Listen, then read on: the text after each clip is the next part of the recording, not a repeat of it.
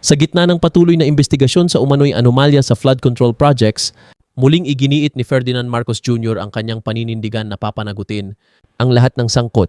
Kasunod ito ng pagkakaaresto kay dating kongresista na si Zaldico na itinuturing na isa sa mga pangunahing personalidad sa naturang issue.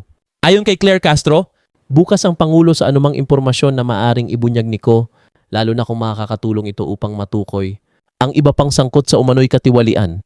Dagdag pa niya, positibo ang naging reaksyon ng Pangulo sa pagkakahuli kay Ko dahil isa itong hakbang patungo sa hustisya. Bagamat nadawit noon ang pangalan ng Pangulo sa mga alegasyon, nananatili ang kumpiyansa ng Malacanang na lalabas ang katotohanan sa tamang proseso. Sa huli malinaw ang mensahe, walang sino man ang dapat makaligtas sa pananagutan kapag may sapat na ebidensya laban sa kanila. Tulong-tulong tayo maging reporter sa sariling bayan. CSTK channel, subscribe, follow, like, and share.